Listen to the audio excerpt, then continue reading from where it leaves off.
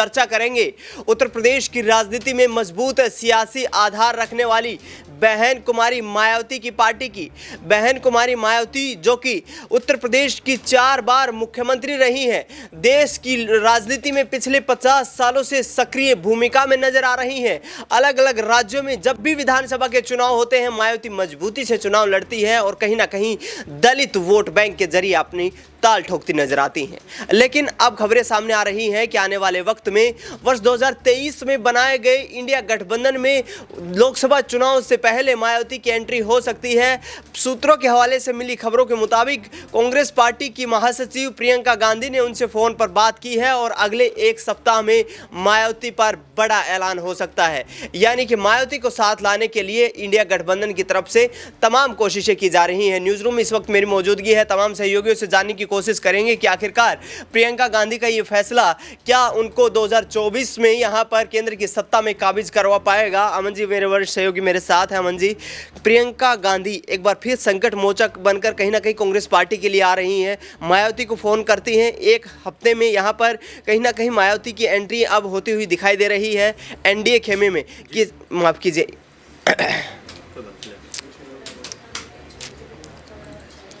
मायावती की एंट्री होती हुई नजर आ रही है इंडिया खेमे में। तो क्या देखते हैं किस तरीके का इंपैक्ट डालेंगी मायावती यदि इंडिया गठबंधन में शामिल होती हैं? देखिए, जाहिर सी बात है, मायावती के बिना मेरे ख्याल में इंडिया गठबंधन के लिए यूपी के अंदर जीत दर्ज करना दिनेश जी बहुत मुश्किल है और ये बात खुद मायावती भी जानती है। इसीलिए मायावती ने भी अपने देखा कि कभी भी इंडिया गठबंधन की बहुत आलोचना नहीं की। और वहीं अगर इंडिया गठबंधन के तमाम नेताओं को देखा जाए, चाहे अखिलेश यादव हो, राहुल गांधी हो, प्रियंका गांधी हो, कभी भी खुलकर मायावती के खिलाफ कोई भी शब्द नहीं बोला गया। आपको याद होगा अखिलेश यादव ने तो यहाँ तक कहा था कि वो अपने नेताओं से अपील की थी कि मायावती के खिलाफ कोई भी गलत टिप्पणी करने से बचें। तो एक संभावना ज़रूर थी और ऐसे में जो संभावना निकल के सामने आ रही है उसके अनुसार प्रियंका गांधी एक बार फिर से बड़ी भूमिका निभा सकती है इस पूरे गठबंधन में, क्योंकि प्रियंका गांधी के अंदर ऐसी काबिलियत नज़र आती है कि जहाँ भी कांग्रेस पार्टी में बिखराव पैदा होता है या टूट पैदा होती है, वहाँ पर अगर प्रियंका गांधी की मौजूदगी हो जाए तो वो टूट काफ़ी हद तक ख़त्म हो जाती है। और यही बात एक बार फिर साबित होती हुई दिखाई पड़ती है। जैसा भी हमने देखा कि अखिलेश यादव ने बारंबार अपील की कि मायावती को हमारी तरफ आना चाहिए, हम उनको पीएम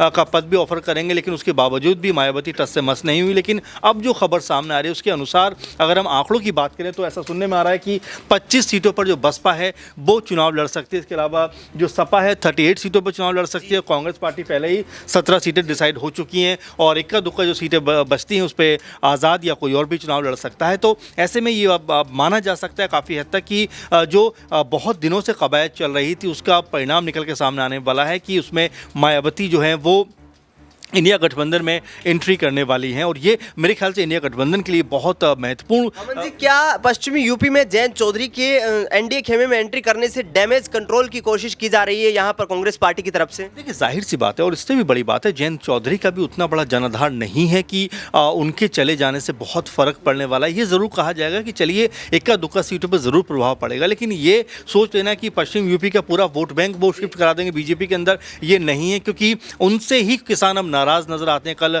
नरेश टिकैत का बयान सामने आया, उन्होंने ये तक कहा कि उनका जिस तरह बीजेपी में वो गए हैं उससे किसान बहुत ज़्यादा नाराज़ हैं, दुखी हैं, क्योंकि उनको लड़ाई लड़नी चाहिए थी, वही जो है बीजेपी के खेमे में जाकर बैठ गए। तो ऐसा नहीं है कि पूरी तरह से जो पश्चिम की राजनीति है वो जयंत चौधरी के ऊपर टिकी हुई है, लेकिन बसपा अगर सपा के साथ आती है, कांग्रेस पार्टी के साथ आती है तो यहाँ पर बीजेपी के लिए मुश्किलें बढ़ना तय है। क्योंकि अगर हम सिर्फ वोट बैंक की ही बात करें तो वहाँ पर 14-15% अभी भी मायावती के पास वोट है और ऐसे में अगर 20-25 जो सपा के पास वोट बैंक है अगर उसको मिला दिया जाए तो 40-42% होता है, 5-6% कांग्रेस पार्टी के पास भी है। तो यहाँ पर करीबन 40-47% ये ऐसा वोट बैंक है। अगर ये इकट्ठा आता है सपा बसपा गठबंधन के पास में तो यहाँ पर बीजेपी के लिए आधी सीटें जीतना भी मुश्किल हो जाएगा। और यही बात है, लगातार यही कहा जा रहा था कि जो मायावती हैं अंतिम वक्त पे कोई बड़ा ऐलान करती हुई नजर आएंगी। तो मेरे ख्याल से जब इलेक्शन अनाउंस होने वाला होगा या हो रहा होगा उसके आसपास मायावती इस तरह का बड़ा कदम उठा सकते हैं और अगर ऐसा हुआ तो बीजेपी के लिए मुश्किलें यूपी में बढ़ना तय है।